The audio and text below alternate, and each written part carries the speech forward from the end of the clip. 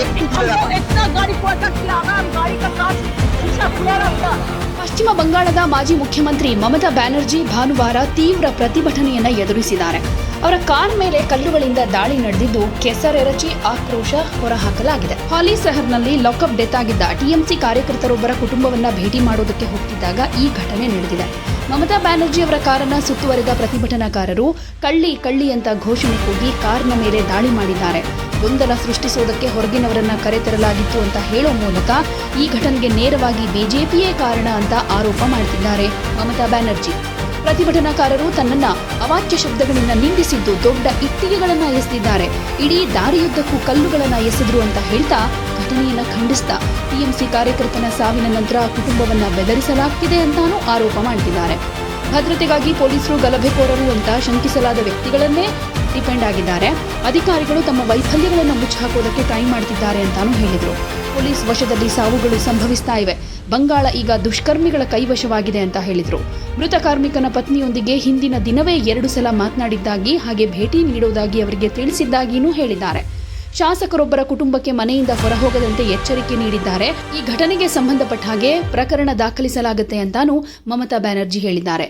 ಪೊಲೀಸರ ವಿರುದ್ಧ ನನಗೆ ಯಾವುದೇ ಕೋಪ ಇಲ್ಲ, ಗೃಹ ಸಚಿವರೇ ಸ್ವತಃ ಈ ಅಶಾಂತಿಯನ್ನ ಪ್ರಚೋದಿಸ್ತಾ ಇದ್ದಾರೆ. ಬಂಗಾಳದಲ್ಲಿ ಬಿಜೆಪಿ ಪ್ರಾಯೋಜಿತ ಭಯೋತ್ಪಾದನೆ ನಡೀತಾ ಇದೆ. ದಾಳಿ ಎಷ್ಟು ತೀವ್ರವಾಗಿತ್ತು ಅಂದ್ರೆ ಕಾರಿನ ಕಿಟಕಿಗಳು ತೆರೆದಿದ್ರೆ ನಮ್ಮ ಪ್ರಾಣ ಕಳೆದುಕೊಳ್ಳೋ ಸಾಧ್ಯತೆ ಇತ್ತು ಅಂತ ಕೂಡ ಆರೋಪ ಮಾಡ್ತಿದ್ದಾರೆ. हुआ है, मेरे को गाड़ी में बड़ा बड़ा पत्थर मारा गया, बाहर से एंटी सोशल पुलिस का सामने में आके हमको इतना गाड़ी को अटक किया। अगर हम गाड़ी का कांच शीशा खुला रहता तो हमारा माथा फाट जाता, हम लोग सब मर जाता। ऐसा पुलिस का सामने में हुआ, हम कभी ऐसा हमला नहीं देखा। पुलिस क्या कर रहा है? इतना पुलिस बीजेपी को प्रोटेक्शन दे रहा है। क्या आप कैसी है? ठीक है,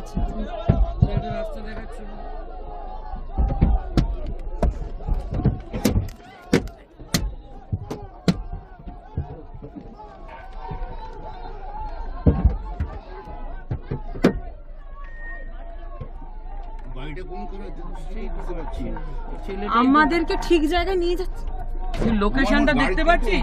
কে মালটা এটা? তুই লোকেশনটা দেখতে পাচ্ছিস? হ্যাঁ, ওখানে প্রেস টা কিন্তু ওখানে ছিল। তুই লোকেশনটা দেখ। হ্যাঁ, ভিডিওটা কর। আরে প্রেসটা লোকেশনটা তো তোকেই পাঠিয়েছি। ওই যে ওইখানে দাঁড়িয়ে আছে কারা দেখো। ওষুধ দিয়ে বের করে রেখে দিয়েছি বাড়িতে। বলো।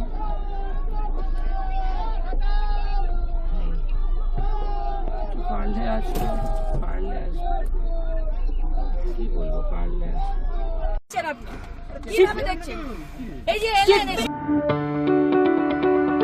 ಯಾವುದೇ ಸುದ್ದಿಯ ಅಪ್ಡೇಟ್ ಅನ್ನ ಮಿಸ್ ಮಾಡ್ಕೊಳ್ಬಾರ್ದು ಅಂದ್ರೆ ಈಗ್ಲೇ ಒನ್ ಇಂಡಿಯಾವನ್ನ ಸಬ್ಸ್ಕ್ರೈಬ್ ಮಾಡಿ. ನಿಮಗೆ ಬೇಕಾದ ಭಾಷೆಯಲ್ಲಿ ಎಲ್ಲಾ ಸುದ್ದಿ ತಿಳಿಬೇಕು ಅಂದ್ರೆ ಒನ್ ಇಂಡಿಯಾ ಆಪ್ ಅನ್ನ ಡೌನ್ಲೋಡ್ ಮಾಡ್ಕೊಳ್ಳಿ.